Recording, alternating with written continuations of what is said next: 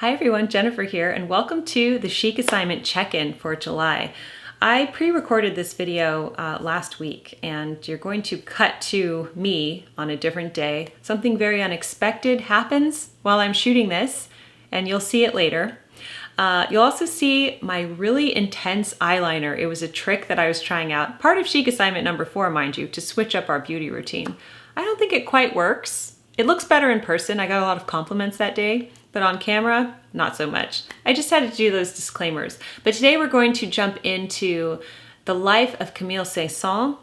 We're also going to learn about Langston Hughes and read some of his excellent poetry. I can't wait for you to join us, so let's jump right in. 10 interesting facts you didn't know about Camille Saint-Saëns, Langston Hughes' best poems, setting the table beautifully, and changing up our beauty and health routine. Welcome to the Chic Assignment check-in for July.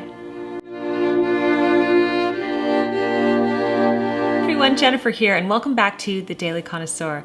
We are going to dive in this check-in to the life of Camille Saint-Saëns as well as Langston Hughes' excellent poetry. We are going to discuss tablecloths and switching up our beauty routine or health routine. And I'm so excited for this episode, you do not want to miss it. Before we begin with the check-in, the Chic Assignment is brought to us by the Elegant Connoisseurs. They are the very top tier on my memberships here on YouTube. These ladies and gentlemen are extremely supportive and encouraging, and I just want to thank them so much right now for bringing us the Chic Assignment. So I'm going to introduce you to them very quickly, and then we are going to get into the video. Thank you to Kristen King from All the King's Morsels, a food blog with easy Southern-inspired recipes with 10 ingredients or less. Shannon Beers from Awesome Possum Powers, a wonderful faith-based children's book featuring the most beautiful photography of the felted characters. Amy Floor from Azalea Spa Goods, handcrafted aromatherapy body oils. Inspired by Nikki YouTube channel and Etsy shop. Julie Coleman, My Confident Closet, which helps you build a seasonal wardrobe that fits your style and budget. Katie Rose Artist. Katie is an artist and writer compelled by the beauty of light illuminating darkness. Her original paintings can be found at katierosecollection.com. Dressed for My Day with Kay Harms encourages women 40 plus to care for and dress their bodies in a way that helps influence the world positively with grace. How to Love with the Healing Heart by Melanie Tito, a book on faith, marriage, motherhood, and growth. Rosenda Valenzuela from the Little Pink Casa channel. She inspires ladies in vintage homemaking, elegant lifestyle, feminine wardrobe, and romantic home. Mrs. Hanover from the Not So Desperate Housewives, a beautiful blog on traditional femininity and glamorous homemaking. Claire Kerrigan, founder of Oh Wondrous Grace Chronicle, a faith-based magazine for women navigating midlife with grace. Michelle Rohr from the Secret Owl Society, digital planners. Mrs. TJ Sturm from Sturm Brothers Jewelry, a family-owned, custom-designed jewelry store. They specialize in making heirloom jewelry into something special for the next generation to cherish. Something to Cherish, beautiful and meaningful products that promote the celebration and gift of life based off of the watercolor designs of artist Cherish Flighter. And thank you to the following: Catherine Ray, Mercedes Gilligan, AAM Truth Teller, Bethany Baldwin, Carly Tom, Christine Bola, Carolyn Haydu, Denise Shawn, Jet Raleigh Heron, Heather Barrera, The Hearn Family, Jenny Candelaria, Leslie Morris, Lorraine Tadman, Linda Eckloff, Marie Caudill, Maria Condor, and Melissa Ricci. Thank you so much to the Elegant Connoisseurs for bringing us the Chic Assignment check-in. All right, so let's dive into Chic Assignment number 1, which was to listen to Yo-Yo Ma and Catherine Stott's performance of Camille Saint-Saëns' The Swan. This is the most beautiful piece and the most beautiful part of the Carnival of the Animals, and I love this piece. It is so moving, and I know that many of you enjoyed it this month as well. I have another video to share with you. This was sent to me by Shelley Rohr and many others. It is a performance by ballerina Uliana Lopatkina, and she is performing The Dying Swan, set to Camille Saint-Saëns' The Swan. It is tragically beautiful. You must watch it if you have a moment this month. It is only 4 minutes. Let's learn some facts about the composer Camille Saint-Saëns. This is from an article on classicfm.com, which I will leave linked down below. Number 1. When was Camille Saint-Saëns born? Born in Paris in 1835, Charles Camille Saint-Saëns was raised by his widowed mother and her aunt, who introduced the young Camille to the piano and gave him his first lessons. The boy was a true prodigy, demonstrating perfect pitch at the age of 2. He gave his first public concert at 5, accompanying a Beethoven violin sonata on the piano. Saint-Saëns and Liszt. The youthful Saint-Saëns studied the organ and composition at the Conservatoire de Paris. He won many top prizes and eventually gained an introduction to Franz Liszt, who went on to become one of his closest friends and supporters. Liszt describes Saint-Saëns as the greatest organist in the world. Saint-Saëns had a brilliant mind. The composer's formidable intellect was not limited to music. He had a profound interest in and knowledge of geology, botany, butterflies, and math. He enjoyed discussions with Europe's finest scientists and wrote numerous academic articles about acoustics. He had a tragic family. Approaching the age of 40, Saint-Saëns married Marie-Laure Émile Truffaut, who was just 19. They had 2 sons, both of whom died within 6 weeks of each other. The first from illness, the second by falling from a window. Saint-Saëns, who blamed his wife for the accident, left her. They officially never divorced. Number 6. Saint-Saëns' works, Carnival of the Animals. Saint-Saëns was 51 when he produced 2 of his most famous works, the Carnival of the Animals and the Symphony No. 3 organ, which was dedicated to Liszt, who died later that year. The organ symphony was famously used as the main theme in the 1995 film Babe, and its sequel, Babe, Pig in the City. Number 7. Saint-Saëns' works, Organ Symphony. The Organ Symphony was commissioned by the Royal Philharmonic Society in the UK, and Saint-Saëns traveled across the Channel to conduct its premiere at the Old St. James Hall, now the site of Le Méridien Hotel in Piccadilly. "I gave everything to it I was able to give," said the composer of the work. "What I have accomplished here I will never achieve again." Number 8. Saint-Saëns wrote film music. In 1908, Saint-Saëns became the first famous name to provide a score to a film. The 18-minute-long motion picture, The Assassination of the Duke of Guise, was made by a team who also encouraged well-known stage actors to perform in their films to give them some kudos. Saint-Saëns later developed his music into a concert work, the Opus 128 for strings, piano, and harmonium. Saint-Saëns versus Debussy. Saint-Saëns was not on good terms with all of his contemporaries. There was a particular animosity with Claude Debussy, who once stated, "I have a horror of sentimentality and cannot forget that its name is Saint-Saëns." And number 10, Saint-Saëns, organist, piano, and recording artist.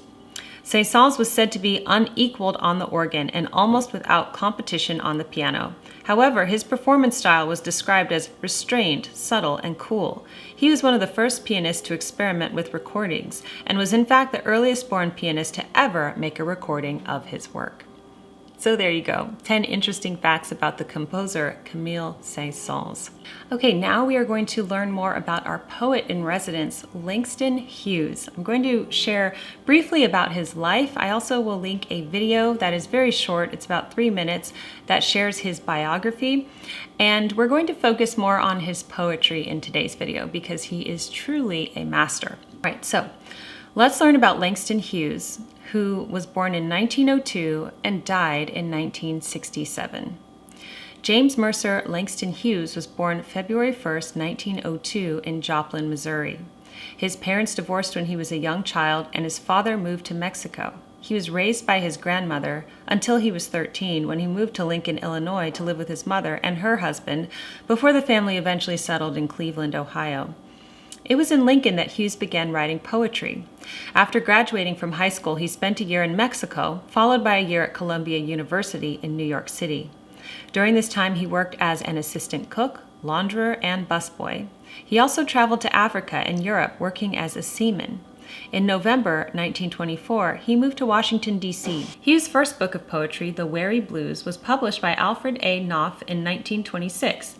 He finished his college education at Lincoln University in Pennsylvania 3 years later. In 1930, his first novel, Not Without Laughter, won the Harmon Gold Medal for Literature. Hughes, who claimed Paul Laurence Dunbar, Carl Sandburg, and Walt Whitman as his primary influences, is particularly known for his insightful portrayals of Black life in America from the 20s through the 60s. He wrote novels, short stories, plays, and poetry, and is also known for his engagement with the world of jazz and the influence it had on his writing, as in his book-length poem, Montage of a Dream Deferred, from Holt in 1951. His life and work were enormously important in shaping the artistic contributions of the Harlem Renaissance of the 1920s. Unlike other notable Black poets of the period, such as Claude McKay, Jean Toomer, and Conti Cullen, Hughes refused to differentiate between his personal experience and the common experience of Black America. He wanted to tell the stories of his people in ways that reflected their actual culture, including their love of music, laughter, and language itself alongside their suffering.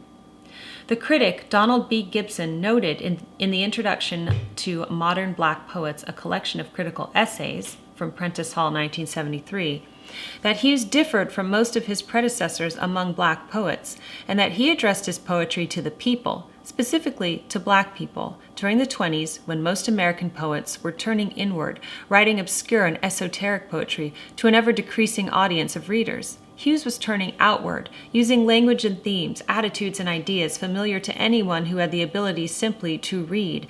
Until the time of his death, he spread his message humorously to audiences throughout the country, having read his poetry to more people possibly than any other American poet.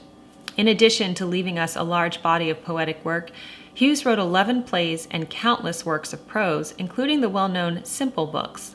Simple Speaks His Mind is an example from Simon & Schuster in 1950. Langston Hughes died of complications from prostate cancer on May 22, 1967 in New York City. In his memory, his residence at 20 East 127th Street in Harlem has been given landmark status by the New York City Preservation Commission, and East 127th Street has been renamed Langston Hughes Place. All right, so Langston Hughes is a very inspirational man and poet. And I am so excited to read some of his poems to you right now. Of course, he has so many poems, such a large volume of work. I'm just selecting some of my personal favorites, ones that really spoke to me and moved me. So let's jump right in. Okay, this first poem is called My People. The night is beautiful, so the faces of my people.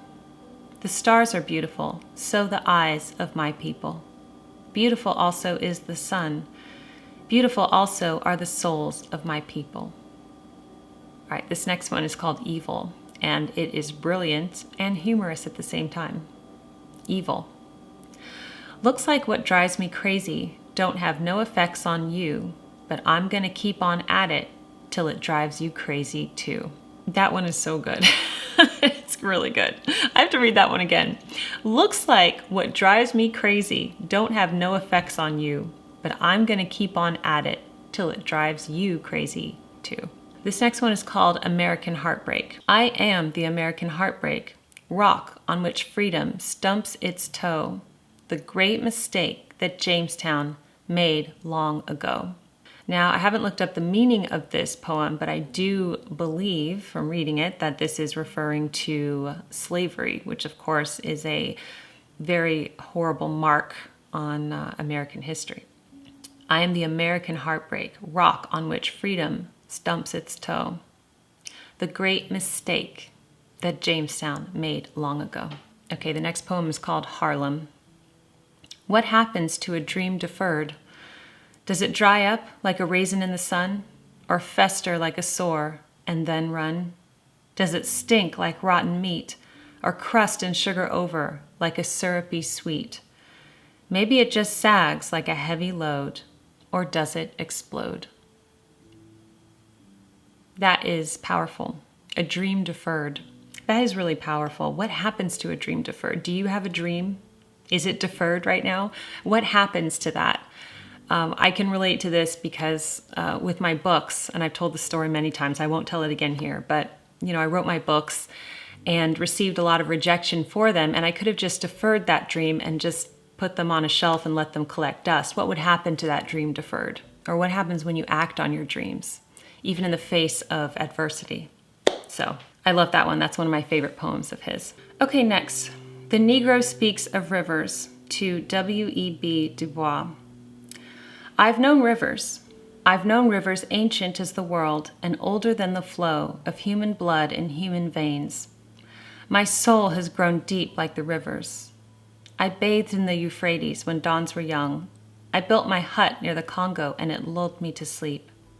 I looked upon the Nile and raised the pyramids above it. I heard the singing of the Mississippi when Abe Lincoln went down to New Orleans, and I've seen its muddy bosom turn all golden in the sunset. I've known rivers, ancient dusky rivers. My soul has grown deep like the rivers.